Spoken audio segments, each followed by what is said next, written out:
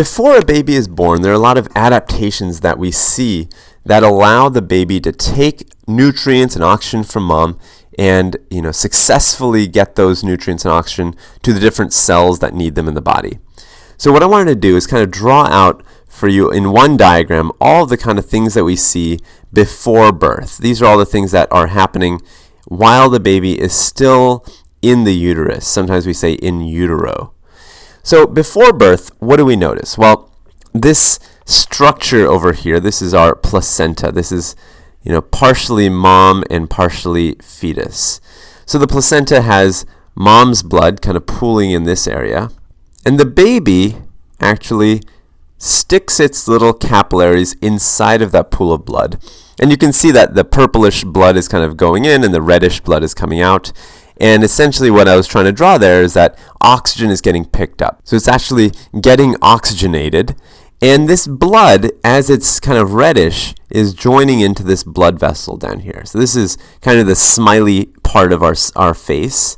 And this is our umbilical vein. So our umbilical vein is actually going to carry oxygenated blood back towards the liver area. So let me actually just jot that name down, umbilical vein.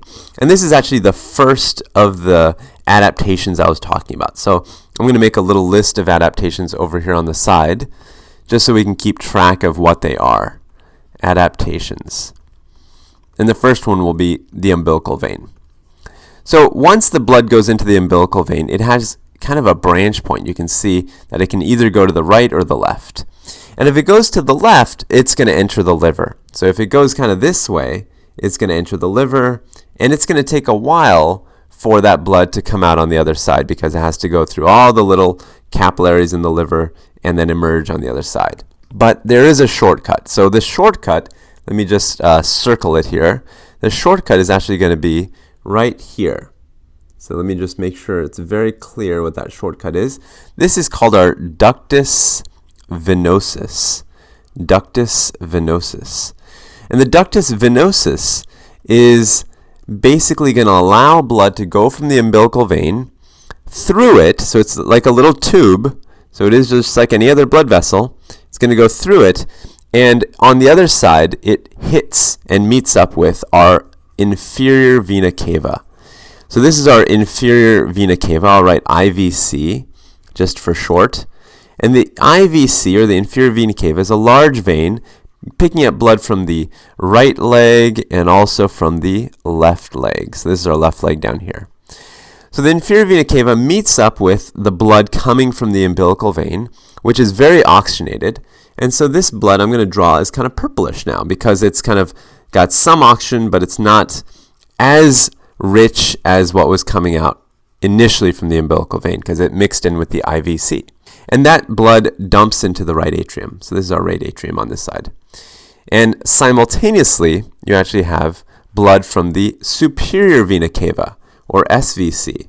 This is our head and arm region, draining down this way, and this blood also kind of ends up in the right atrium. So you've got this blood kind of mixing, and now I'm going to draw it as kind of a deeper purple because it's mixed up blood. Now, the second adaptation then, let me just make sure I don't skip out on these. This is the first one. The second one would be the ductus venosus that I wrote out, which is, as I said, kind of a shortcut from the umbilical vein over to the inferior vena cava. Now, the blood is in the right atrium, so it has a couple of options. First, it could simply go down into the right ventricle, and some of the blood does that. It just goes right down into the right ventricle. And if it goes into the right ventricle, it's going to get squeezed. And once it gets squeezed, it goes into the pulmonary artery. This is my pulmonary artery over here. And we know the pulmonary artery has a branch over to the lungs on both sides. So we've got some blood going to one lung and some blood going to this other lung. But remember, once that blood kind of approaches the lungs, we have to think about what's going on inside of the lungs. So let me draw out what's happening then inside the lungs. You've got these sacs, air sacs, that actually are not full of air, right? Because when the baby is still inside of the uterus, or when the fetus is in the uterus, it's full of fluid. So you've got these sacs full of fluid, and going past them are little blood vessels. So this is a little blood vessel, and let's say this is an arteriole over here. Now, If it's full of fluid, that means there's not much oxygen. So what ends up happening is that there's a process called hypoxic pulmonary vasoconstriction. And what that means is that the alveolus literally tries to help constrict the arteriole. So the arteriole has some smooth muscle like this, and because there's no oxygen, the alveolus is going to cause that little arteriole to basically contract down. So it basically looks a little bit more like this. And when it looks like that, what we've essentially done is increase the resistance of that arteriole. And if this is happening millions of times and millions of alveoli, then the entire lung is going to have a lot of resistance. A lot of resistance in the lung at this point. So if that's the case, if there's a lot of resistance, then a few things we have to kind of deduce from that. The first is that if there's a lot of resistance, then the pressure in the pulmonary artery, remember this is our pulmonary artery right here, these two, I'll actually draw a little arrow to both of them. The pressure in the pulmonary artery is going to go very high. So these pressures are going to be high. And that's simply because you've got a lot of resistance that you have to try to fight against. So they have a lot of pressure. And if there's a lot of pressure in the pulmonary artery, just think back and think, well, where did that pulmonary artery come from? It came from the right ventricle. So for there to be forward flow of blood, you better have a lot of pressure in the right ventricle. And then I could take the argument back and say, well, if you have a lot of pressure in the right ventricle, then you must have a lot of pressure in the right atrium. So you have a lot of pressure basically on the right side of the heart because of the fact that you've got a lot of resistance in the lungs. So these pressures, especially the right atrial pressure, starts getting so high that it starts getting higher than the pressure in the left atrium. And so you get a little bit of blood flow that starts going from the right atrium across that foramen ovale that allows, right here, that allows blood to actually go across it.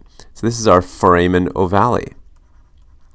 Foramen ovale allows blood to go from one atrium over to the other.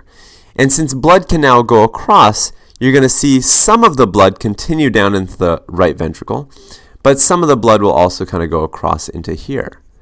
And that's actually quite useful because at the same time that you have blood going across, you actually don't have too much blood coming back through the pulmonary veins.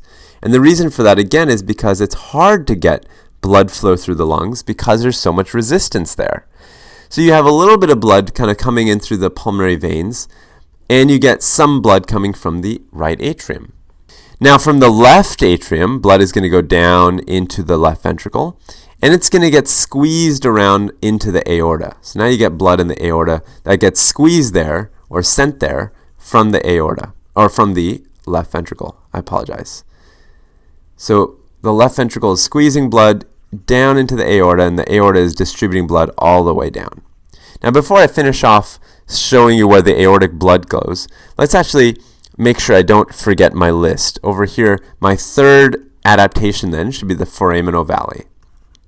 Foramen ovale, sending blood from the right atrium to the left atrium.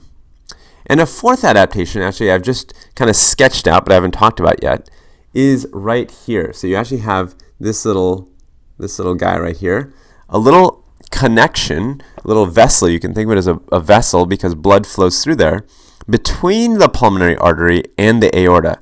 So this thing right here is called the ductus arteriosus. Ductus arteriosus. So the ductus arteriosus allows blood to go from the pulmonary artery to the aorta. And why would blood go in that direction in particular? Well, remember, the pulmonary artery, again, has very high pressures. And the high pressures are because of the high resistance in the lungs. So because of those high pressures, blood, of course, goes from high pressure to a place where there's lower pressure, usually.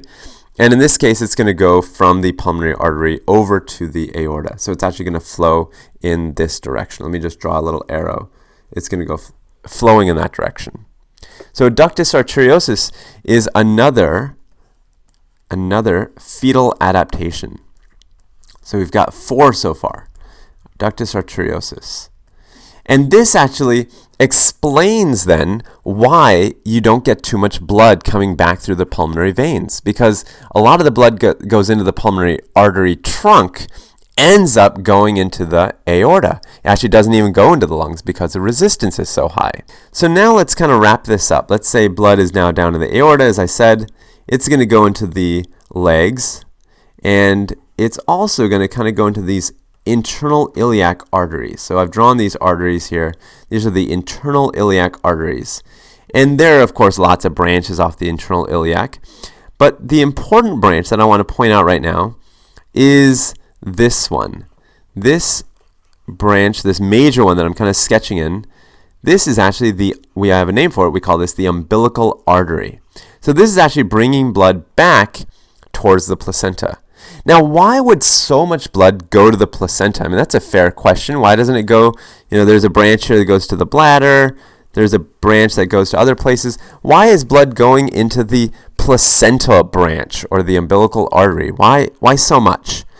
Well, it turns out that the placenta, and this is very clever, actually has a very low resistance. Very low resistance. So just as the lungs have a high resistance, and they're kind of making blood divert away from them, the placenta has a low resistance, and it makes blood divert towards it. So you can see now that this is a really ingenious kind of system. We have these 5 adaptations: the umbilical vein, the umbilical artery now, we have the ductus venosus, and we have the foramen ovale, and the ductus arteriosus. I don't want to miss out on any of them. So we have 5 important adaptations here, and this is how blood flows in the fetus.